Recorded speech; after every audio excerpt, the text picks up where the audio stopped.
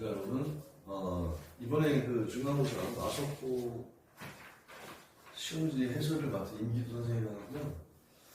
이번에 시험이 여러분들도 이제 보시면 아시겠지만 일단은 14번까지는 변별력이라기보다 일반 시중 문제집을 풀 수 있으면 수월한 문제들이 출제가 되었다라고 저는 생각을 하고, 다만 이제 15번부터 15, 16, 17, 그 다음에 18번, 그 다음에 노즈형 2번 이렇게는 문제의 난이도가 좀 높았다라고 생각이 들어요. 그래서 제 시간 안에 문제를 풀기 힘들었을 거라고 생각이 들고, 특히나 18번하고 노즈형 2번은 좀 많이 당황하지 않았을까라는 생각이 좀 듭니다. 그래서 지금부터 이제 15번, 16, 17, 그 다음에 18번, 이제 노즈형 1번을 빼고, 노즈형 1번은 조금 기본 문제 형태여서 노즈형 2번 이렇게까지 해서 풀이 영상을 찍도록 하겠습니다, 여러분.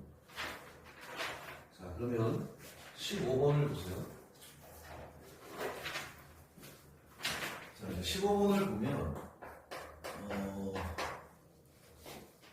2차 함수를 주고, 2차 함수를 줬어요. 4x제곱 마이너스 8kx 그 다음 플러스 4k제곱 플러스 k, 그리고 직선을 주었어요. 직선 x 플러스 이렇게. 그래서 둘의 교점을 이제 x좌표를 알파 베타라고 했습니다. 그럼 당연히 여러분 둘은 같겠죠. 네. 이렇게 2차 함수 형태와 직선이 이렇게 만나서 생기는 여기하고 여기가 이제 알파와 베타가 되겠죠. 자, 그래서 둘이 같다고 놓으면요, 이제 4x제곱에 마이너스 8k에 플러스 1x에 플러스 4k제곱 플러스 k 마이너스 1은 0이 됩니다. 자, 요게 다 이쪽으로 이항을 한 거예요.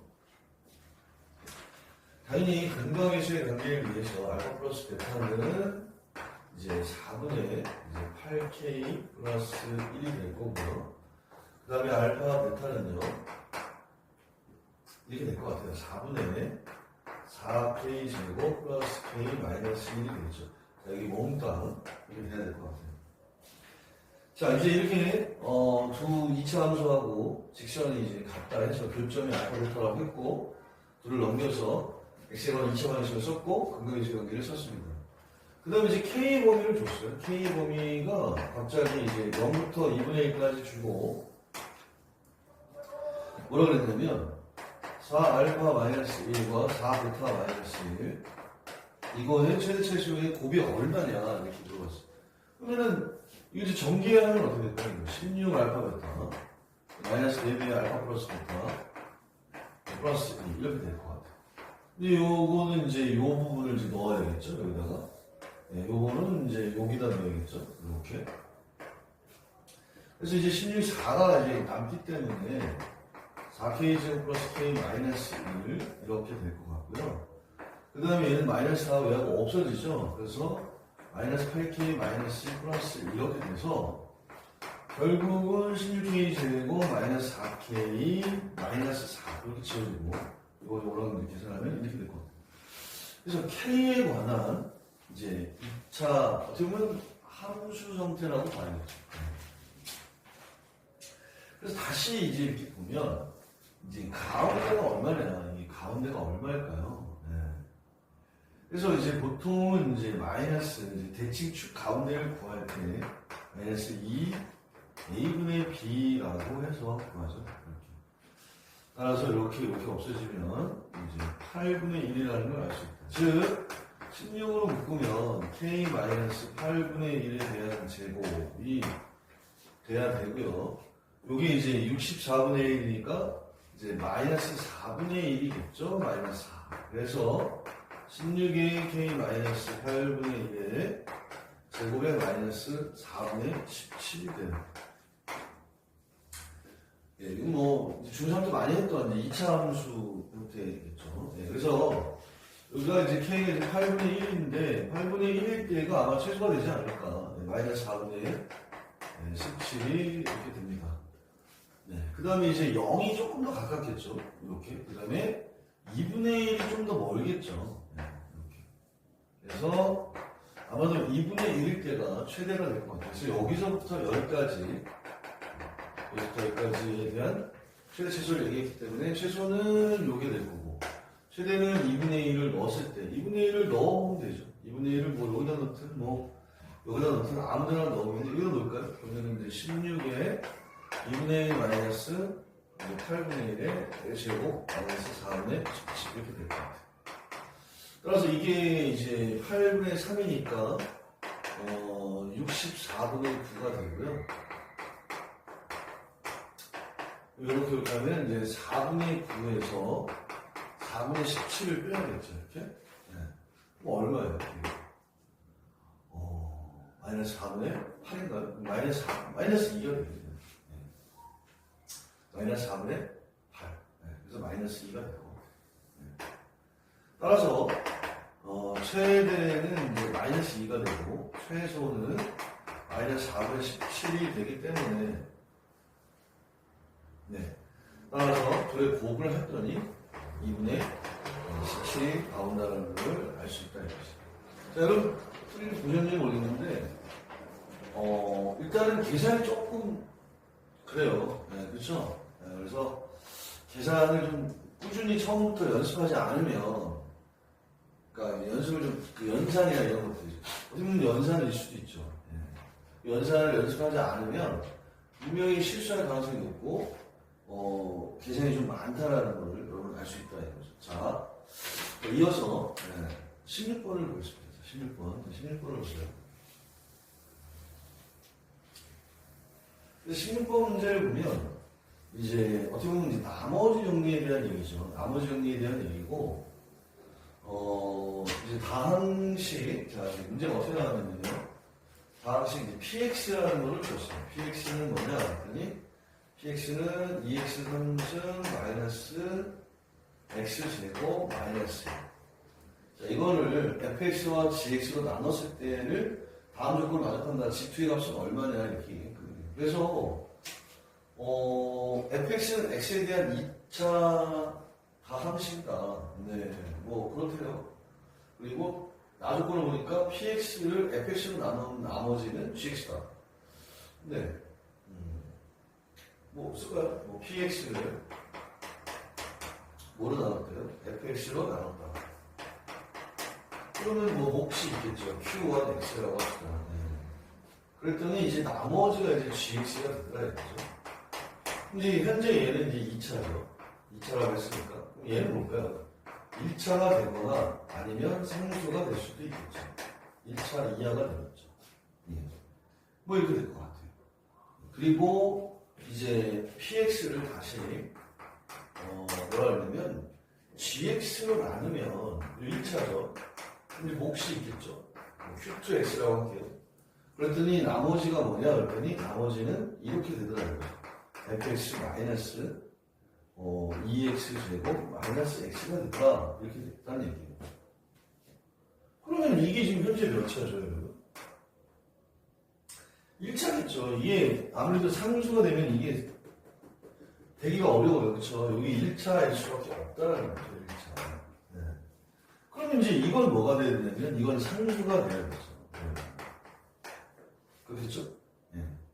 그러니까 결국은 이게 상수라는 얘기이기 때문에 fx는 마이너스 2x 제곱 마이너스 x는 k. k는 상수라는 얘기죠. 따라서 fx가 나와버렸네요. 그렇죠? 2x 제곱 플러스 x 플러스 k라는 2차 이런 함수 형태로 나와버렸다 이 얘기입니다. 여기까지 되실까요? 자, 그 다음에 여러분 그 다음을 얘기를 잘 보셔야 되는데요. 지금 보시면은 아시겠지만 그 px를 fx로 나누면 어떻게 될까요? px를 fx로 나누면 아까도 얘기했지만 여기 있잖아요. 요 부분을 보세요. 요 부분. 이 부분을 이제 말씀을 안 드렸는데 px는 이제 2x 3승 마이너스 x 제곱 마이너스 1이죠. 그 다음에 이제 fx는 이렇게 됐잖아요.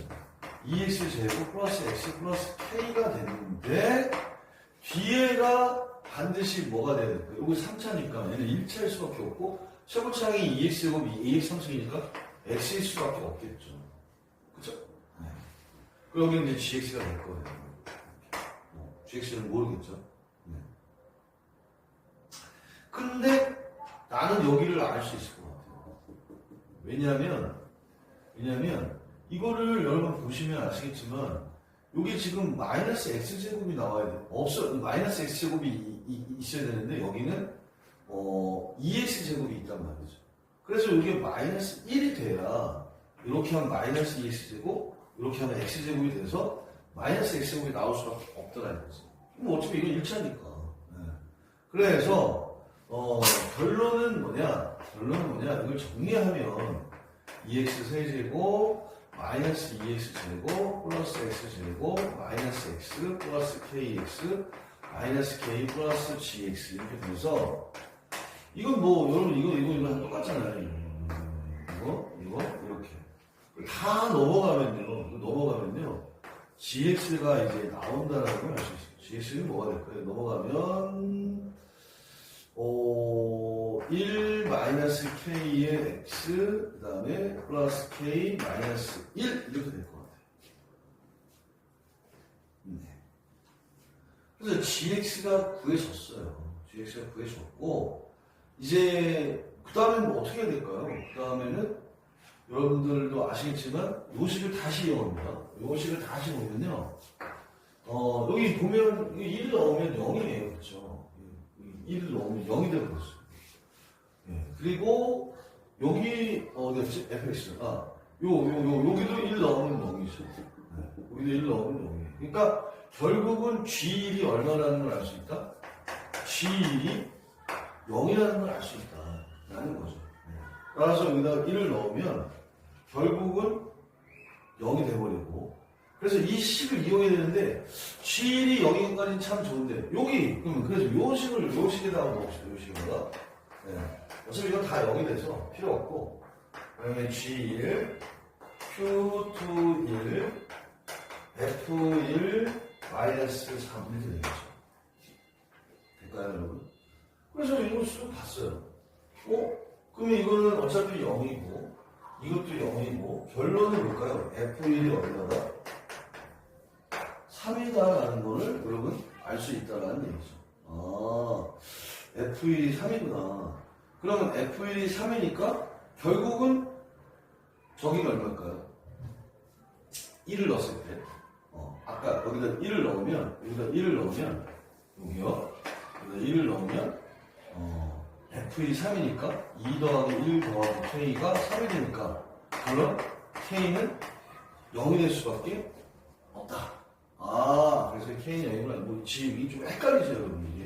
좀 헷갈리는데 그래서 이제 k가 0이 돼요 이렇게. 따라서 결론 gx는 뭐가 되냐면 이제 x 마이너스 1이 되겠죠. 이렇게.